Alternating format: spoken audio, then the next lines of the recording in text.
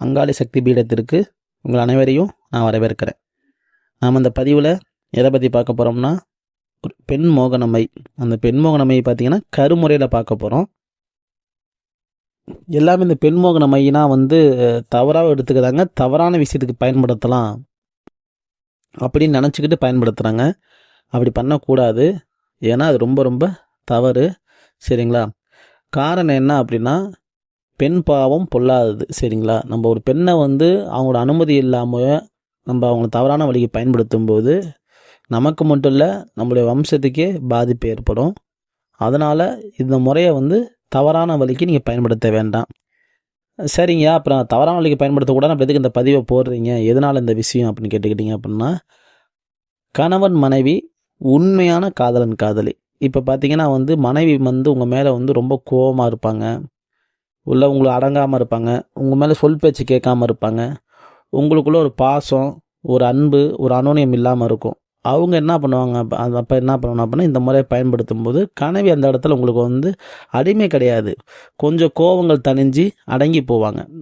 உங்கள் மேலே ஒரு பாசம், இப்போ அனோனியம் இல்லை அப்படின்னா அந்த அனோனியம் ஏற்படும் உங்களுக்கு. அதே போல் தான் காதலியும் நல்லா பழகிட்டு இருந்திருப்பாங்க.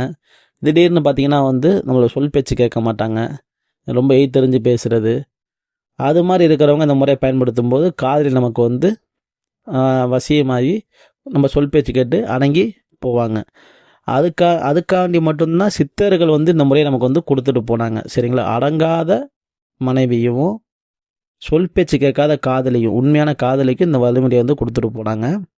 ஆனால் காலப்போக்கில் பார்த்திங்கன்னா இது எல்லாமே தவறான வழிக்கு தான் பயன்படுத்த ஆரம்பிச்சிட்டாங்க. அதனால் நான் திரும்பவும் சொல்கிறேன், யார் தவறான வழிக்கு பயன்படுத்த வேண்டாம். சரி, இதுக்கான பொருட்களை என்ன நம்ம பார்த்துருவோம். இதற்கான பொருள் என்ன தேவைப்படுது, இது கருமுறைன்னு நான் சொல்லிட்டேன்.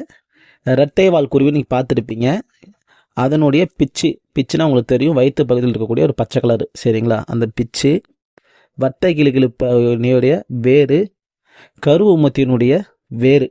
சரிங்களா? இது என்ன பண்ணணும் அப்படின்னா, அமாவாசை அன்று நீங்கள் அமாவாசை அன்னைக்கு தான் போயிட்டு இதை நீங்கள் காப்பு கட்டி சாப நிவர்த்தி போக்கி எடுத்துக்கணும் பொருளை. இது என்ன பண்ணணும் அப்படின்னா, பௌர்ணமியில் நீங்கள் பிரம்ம முகூர்த்த வேலையில் இந்த மை முறையை நீங்கள் அரைக்கணும். சரிங்களா? ஏன்னா இது ஒரு மை முறை. பிரம்ம முகூர்த்த வேலையில் காலை குளிச்சு சுத்தபத்தமானதுக்கப்புறமேட்டு நீங்கள் என்ன பண்ணுறீங்கன்னா, பூஜை அறையில் ஒரு தீபம் ஏற்றிட்டு கல்வத்துக்கு ஒரு சின்ன பூஜை, ஒரு சின்ன படையல் வச்சுட்டு பலி கொடுத்துட்டு, இது என்ன பண்ணுறீங்கன்னா, இந்த 3 பொருளையும் கற்பூரம் இட்டு நல்லா கருக்கிடுங்க. சரிங்களா? கருக்கினதுக்கு அப்புறமேட்டு கல்வத்தில் போட்டு இந்த 3 பொருளை போட்டு நல்லா இடித்து நசுக்கி அப்படியே மை பக்குவத்துக்கு அரைக்கும் போதே இது கூட என்ன சேர்த்துக்கிறீங்க அப்படின்னா, தேன் சேர்த்துக்கணும். நல்லா தெரிஞ்சுக்குங்க, தேன் சேர்த்துக்கணும். காராம் பசு நெய் அது சேர்த்துக்கணும். அது கூட வாசனை திரவியங்கள் நிறையா சேர்த்துக்கணும். அத்தர், புனுகு, ஜவ்வாது, கோரோசனை. சரிங்களா? இதெல்லாம் சேர்த்துக்குங்க. சேர்த்துட்டு நல்லா மை பக்குவத்துக்கு அரைக்கும் போதே நீங்கள் என்ன பண்ணணும் அப்படின்னா, மோகைய அப்படின்னு சொல்லிக்கிட்டே தான் நீங்கள் அரைக்கணும். அரைச்சி முடிச்சோன்னே நீங்கள் என்ன பண்ணணும் அப்படின்னா, உங்கள் பூஜை அறையில் உங்களால் முடிஞ்ச ஒரு சிறிய படையல் போட்டு தெய்வத்தெல்லாம் வேண்டிட்டு கணபதி மந்திரம்லாம் சொல்லிவிட்டு நல்லா தெரிஞ்சுக்குங்க. நம்ம அந்த அஞ்சனா மை அரைக்கலாம் அஞ்சனா தேவிய மந்திரம் ஒரு 108 முறை சொல்லணும். சரிங்களா? அவங்கள வேண்டணும். அவங்கள வேண்டினதுக்கு அப்புறமேட்டு தான் நீங்கள் பூஜையை ஆரம்பிக்கணும். சரிங்களா? இது முக்கியம். மைக்கு பொறுத்த வரைக்கும் அவங்க இல்லாமல் மை உரு ஏறாது, உயிர் பெறாது. சரிங்களா? எல்லா தெய்வத்தையும் வேண்டிட்டு நான் கொடுக்குற மந்திரத்தை ஒன்றும் இல்லை, ரொம்பலாம் வேண்டாம், 10,008 உரு மட்டும் கொடுங்க. சரிங்களா? மையை பார்த்த மாதிரியே பொறுமையாக உரு கொடுங்க. உரு கொடுத்ததுக்கு அப்புறமேட்டு இதை நீங்கள் என்ன பண்ணணும் அப்படின்னா, நீங்கள் உங்களுடைய மனைவி, உங்களுடைய காதலி, சரிங்களா, அவங்கள்ட்ட சண்டை வரும்போது அப்பப்போ எடுத்து நீங்கள் நெத்தியில் வச்சுக்கிட்டீங்க அப்படின்னா அந்த இடத்துல அவங்க அடங்கி போவாங்க.